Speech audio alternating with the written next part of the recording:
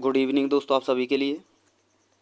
और दोस्तों आपने थंबनेल पर देखा होगा कि दक्षिण भारत के जो राजवंश हैं उनसे रिलेटेड दोस्तों जितनी भी थ्योरी बनती है और जितने भी राजवंश बनते हैं वो सारे राजवंश मैं आपके लिए कंप्लीट कराने वाला हूं।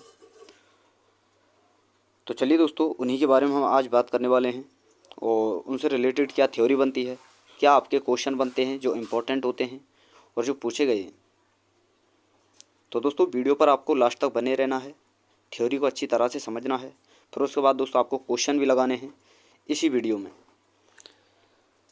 तो पहले थ्योरी को अच्छी तरह से आप समझ लेते हैं और फिर उसके बाद आपको क्वेश्चन लगाने हैं और क्वेश्चन बताना है दोस्तों आपको, आपने जो है थ्योरी करने के बाद कितने क्वेश्चन आपने सॉल्व किए। और वीडियो अगर आपको अच्छी लगे तो दोस्तों वीडियो को लाइक कर देना, शेयर कर देना। और जो दोस्त चैनल पर पहली बार विजिट कर रहे हैं उनसे रिक्वेस्ट है कि चैनल को सब्सक्राइब करके साथ में ऑल वाला बेल आइकन जरूर दबा लें, ताकि दोस्तों मेरी आने वाली हर वीडियो का नोटिफिकेशन सबसे पहले आपके पास पहुँच सके। क्योंकि दोस्तों देखिए, जो मैं जितनी भी जीके आपके लिए करा रहा हूँ हर रविवार को, आपको पता है दोस्तों ये टॉपिक आपके लिए डाला जाता है। और ये डाला जा रहा है दोस्तों आपके जितने आने वाले एग्जाम है, खासकर एनटीपीसी, आरपीएफ और एसएससी जीडी, उन्हें खासकर देखते हुए ये जो है दोस्तों वीडियो डाली जाती हैं। और आपको बता दूं दोस्तों, मंगलवार या दोस्तों बुधवार से आपकी जो है दोस्तों एनटीपीसी की क्लासें स्टार्ट होने वाली हैं। तो जो भी भाई एनटीपीसी की तैयारी कर रहे हैं या आरपीएफ की तैयारी कर रहे हैं या एसएससी जीडी की तैयारी कर रहे हैं, तो उनसे रिक्वेस्ट है कि जितनी मैं एनटीपीसी शिफ्ट डालूं, तो दोस्तों आपसे मेरा कहना यह है कि आरपीएफ वाले हों या एसएससी जीडी वाले या एनटीपीसी वाले या अन्य किसी एग्जाम की तैयारी करने वाले, वो इन सभी वीडियो को ज़रूर देखें। और जो ग्रुप डी या एएलपी टेक्नीशियन, एएलपी या आरआरबी जेई की तैयारी कर रहे हैं उनसे भी रिक्वेस्ट है कि वो भी इस वीडियो को देखें। क्योंकि दोस्तों देखिए, जितनी भी मैं जीके कराऊंगा एनटीपीसी की उसी जीके में दोस्तों आप कंप्लीट कर पाएंगे ALP technician, RRB JE, group D के लिए जो जितनी भी जीके बनती है वो यहीं से आप कंप्लीट कर सकते हो। तो चलिए दोस्तों वीडियो को शुरू करते हैं। तो देखिए दोस्तों, यहाँ पर दिया क्या गया है कि दक्षिण भारत के प्रमुख राजवंश। और इससे पहले जितने भी आपके राजवंश थे, जितने भी आपके राजा हुए थे, जितने भी आपके वंश थे, वो सारे मैं आपके लिए कंप्लीट करा चुका हूँ। तो चलिए दोस्तों दक्षिण भारत के राजवंशों को देखते हैं। और देखिए दोस्तों, जो दक्षिण भारत के राजवंश थे इन्हें दो भागों में बांटा गया है। पहला है दोस्तों संगम काल, दूसरा है दोस्तों दक्षिण भारत के राजवंश। देखिए दोस्तों, संगम काल के जो राजवंश हैं ये भी आपके दक्षिण भारत में ही आते हैं। हालांकि इन्हें एक तरफ डिवाइड किया गया है दो भागों में। संगम काल में आते हैं आपके दोस्तों चेर, चोल और पांडे जो राजवंश हैं वो। और जो अन्य जो राजवंश बचे हैं दक्षिण भारत के वो हैं दोस्तों आपके पल्लव, राष्ट्रकूट, चालुक्य और चोल। देखिए दोस्तों, चोल यहाँ पर भी है और यहाँ पर भी है। क्योंकि दोस्तों चोलों का जो वर्चस्व था वो संगम काल के समय भी था और उसके बाद दोस्तों चालुक्यों के बाद में भी जो है दोस्तों चोलों का जो है दोस्तों वर्चस्व रहा था। अब बात करते हैं दोस्तों संगम काल। तो संगम काल का जो ईस्वी है दोस्तों, ये आपको याद रखेंगे 100 से 300 ईस्वी तक ये दोस्तों संगम काल रहा था। तो चलिए दोस्तों इसके बारे में कंप्लीट जो थ्योरी है उसे हम कंप्लीट करते हैं। तो देखिए दोस्तों, संगम संस्कृत भाषा के एक शब्द है जिसका अर्थ है दोस्तों सभा।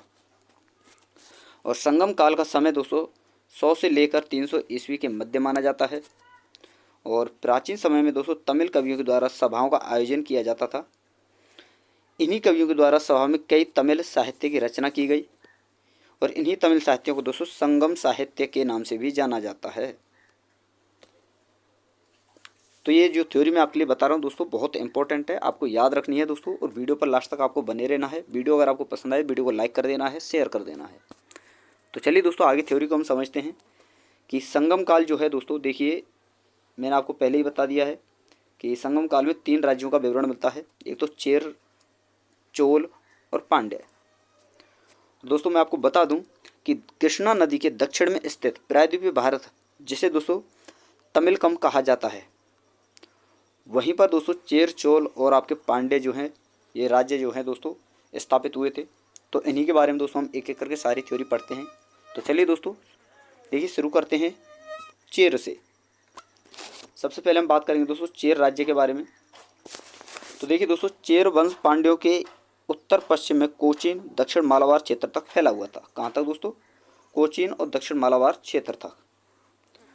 और केरल का नाम ही दोस्तों प्राचीन नाम जो है चेर था। केरल को यानी दोस्तों प्राचीन समय में चेर कहा जाता था।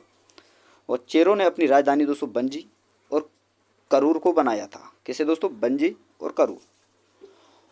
और सबसे इंपॉर्टेंट है दोस्तों इसका जो प्रतीक चिन्ह है वो है दोस्तों धनुष। किसका दोस्तों? चेर वंश का। तो चेरों की प्रमुख घटना जो है दोस्तों 150 ईस्वी में चोलों के विरुद्ध आक्रमण था, जिसमें चेरों ने चोलों के राजा करिकाल के पिता को मार डाला था। बदले में चोलों ने चेर राजा को भी मार दिया था। बाद में दोनों राज्यों के बीच समझौता हुआ। तो ये एक प्रमुख घटना है दोस्तों चेर और चोलों के मध्य की जो युद्ध की जो घटना है। और इसके बारे में चलिए दोस्तों आगे पढ़ते हैं कि चेर कवियों ने सेनगुट्टवन, जिसे दोस्तों लाल चेर के नाम से भी जाना जाता है, उसे सबसे महान चेर राजा बताया जाता है। तो आपको याद रखना है दोस्तों चेर वंश का जो है दोस्तों सबसे महान राजा कौन था दोस्तों? सेनगुट्टवन, जिसने दोस्तों कर्ण की पूजा यानी दोस्तों पत्नी की पूजा की शुरुआत की थी। और इसी लाल चेर ने की थी। किसने दोस्तों? सेनगुट्टवन ने। और चेर वंश का एक और प्रसिद्ध राजा था दोस्तों आदिगेमान, ये आपको याद रखना है। और इसी आदिगेमान ने दोस्तों गन्ने की खेती की शुरुआत की थी। किसने दोस्तों? आदिगेमान ने। और इसके बाद दोस्तों देखिए दूसरी शताब्दी के बाद चेर जो वंश था वो जहाँ तक दोस्तों खत्म की कगार पर था, यानी खत्म होने पर था। और खत्म होने के बाद दोस्तों क्या हुआ? फिर आता है आपका चोल वंश। चेर के बाद दोस्तों चोल वंश का वर्चस्व आता है। तो बात करते हैं दोस्तों चोल वंश के बारे में। तो दक्षिण भारत के इतिहास में चोल वंश बहुत प्रसिद्ध था। चोल वंश का इतिहास दूसरी तथा तीसरी शताब्दी में देखने को मिलता है।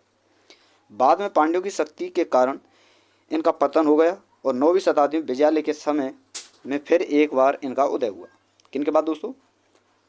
देखिए मैंने शुरुआत में ही बता दिया था कि अन्य जो आपके राजवंश थे, राष्ट्रकूट वंश के बाद में आता है ये चोल वंश, वहाँ पर भी आपको देखने को मिलेगा। तो चलिए आगे देखते हैं। चोलों ने मंतूर, उरैयूर और तंजावुर को अपनी राजधानी बनाया।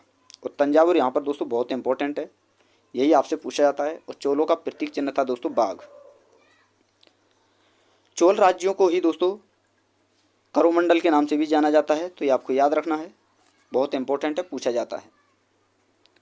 आगे बात करते हैं दोस्तों चोल राज्यों के बारे में कि तीसरी और चौथी शताब्दी के समय में चोल राजवंश में दो राजाओं का प्रभाव देखने को मिलता है, जिसमें एक तो है दोस्तों करिकाल और दूसरे हैं दोस्तों एलारा। तो करिकाल जो है दोस्तों चोलों का महानतम शासक था। ये श्रीलंका से 12,000 गुलामों को बंदी बनाकर भारत लाया था और कावेरी नदी के किनारे 160 किलोमीटर बांध का निर्माण करवाया था। और प्रसिद्ध पुहार बंदरगाह यानी कावेरी पत्तनम का निर्माण इसी करिकाल ने करवाया था। तो वेरी वेरी इंपॉर्टेंट है दोस्तों, याद रखना है। और बात करें दोस्तों एलारा की, तो इस चोल शासक ने दोस्तों श्रीलंका को विजित कर इस पर 50 वर्षों तक शासन किया था। किसने दोस्तों? एलारा ने। तो ये थे दोस्तों आपके चेर और चोल वंश। अब बात करते हैं दोस्तों पांड्य वंश की। तो पांड्य साम्राज्य आता है आपके चोल वंश के बाद। तो पांड्य वंश की प्रथम जानकारी दोस्तों मेगस्थनीज की पुस्तक जो है इंडिका, उससे मिलती है। और पांड्य राजाओं ने ही तीनों संगमों का आयोजन किया था। और पांड्य वंश जो है दोस्तों मात्र सत्तात्मक था। इसकी राजधानी मदुरै यानी मदुरै था। और इनका प्रतीक चिन्ह था दोस्तों मछली। इस वंश का प्रसिद्ध शासक नोडियोन था और इसी ने समुद्र पूजा की शुरुआत की थी। तो आपको याद रखना है दोस्तों कि समुद्र पूजा की शुरुआत किसने की? नोडियोन ने। और यह राज्य मोतियों के लिए काफ़ी प्रसिद्ध था। कौन सा दोस्तों? यह आपका मदुरै।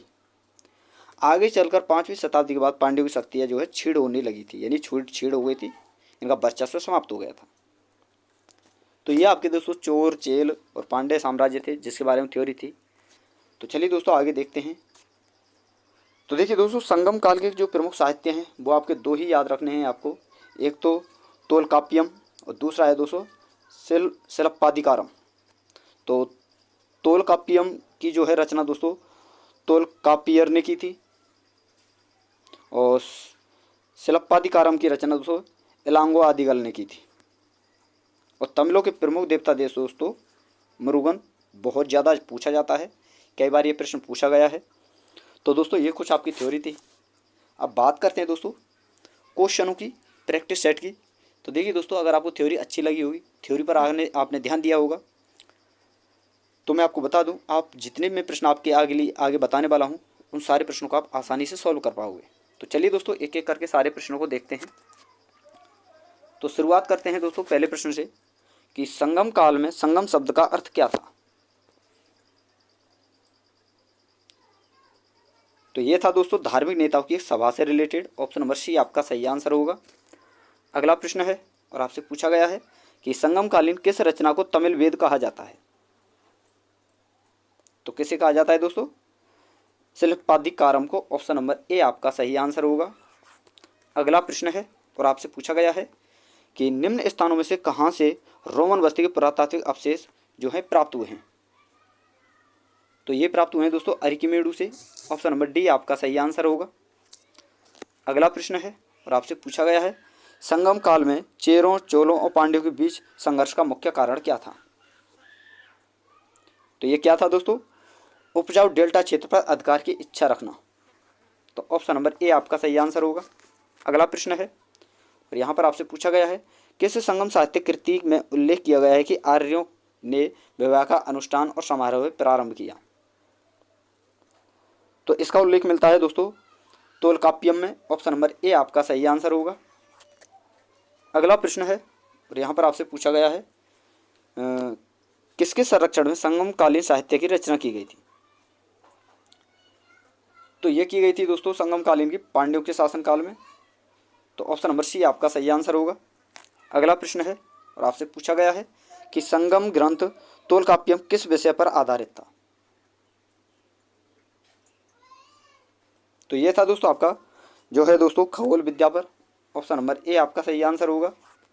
अगला प्रश्न है और यहाँ पर आपसे पूछा गया है कि संगम काल प्राचीन भारत के किस काल के लगभग मेल खाता है। तो ये खाता है दोस्तों देखिए मौर्योत्तर काल के लगभग ये संगम काल था, तो इसी से ये मेल खाता है। ऑप्शन नंबर डी आपका सही आंसर होगा। अगला प्रश्न है यहाँ पर आपसे पूछा गया है संगमकालीन उस बंदरगाह का नाम क्या है जो रोम से व्यापार करने के लिए मुख्य स्थल था। तो देखिए दोस्तों ये था आपका अरिकमेडु। ऑप्शन नंबर सॉरी दोस्तों अरिकमेडु नहीं, कावेरीपट्टनम। तो ऑप्शन नंबर बी आपका सही आंसर होगा।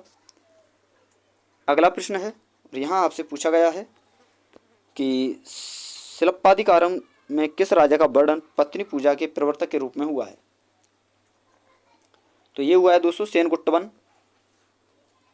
ऑप्शन नंबर सी आपका सही आंसर होगा। अगला प्रश्न है और आपसे पूछा गया है कि निम्न में से किस एक स्थान पर तीनों संगम साहित्य आयोजित किए गए थे। तो ये किए गए थे दोस्तों आपके मदुरै यानी कपाटपुरम में। ऑप्शन नंबर सी आपका सही आंसर होगा। अगला प्रश्न है आपसे पूछा गया है निम्न में से कौन सा दस्तावेज दक्षिण भारत के मुसरी नामक स्थान पर आगशो के मंदिर का साक्ष्य प्रस्तुत करता है। तो ये करता है दोस्तों Periplus of the Erythraean Sea. Option number A आपका सही आंसर होगा।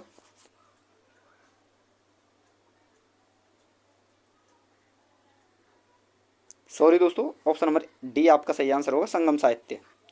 अगला प्रश्न है और यहाँ पर आपसे पूछा गया है प्रारंभिक तमिल साहित्य में निम्नलिखित में से कौन से महाकाव्य थे।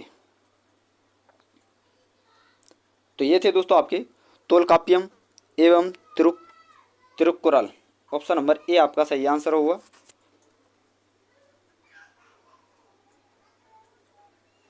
अगला प्रश्न है और यहाँ पर आपसे पूछा गया है कि तमिल में महाभारत के सर्वप्रथम अनुवादक कौन थे। तो ये थे दोस्तों आपके पुरु देवनार। ऑप्शन नंबर ए आपका सही आंसर होगा। अगला प्रश्न है और आपसे पूछा गया है तमिल भाषा का गौरव ग्रंथ जीवक चिंतामणि किससे संबंधित है। तो ये है दोस्तों आपका बौद्ध धर्म से। ऑप्शन नंबर ए आपका सही आंसर होगा। तो देखिए दोस्तों ये आपके कुछ प्रश्न और थ्योरी थी जो कि संगम काल से रिलेटेड थी। और जो अगली वीडियो आपकी आने वाली है वो है दोस्तों आपके दक्षिण भारत के जो अन्य राज्य जो वंश बचे हैं जैसे कि पल्लव, राष्ट्रकूट, चालुक्य और चोल, उनसे रिलेटेड। तो उससे दोस्तों अगले पार्ट में हम क्लियर कर पाएंगे आपके लिए, और उससे रिलेटेड क्वेश्चन भी आपके लिए लेकर आने वाला हूँ।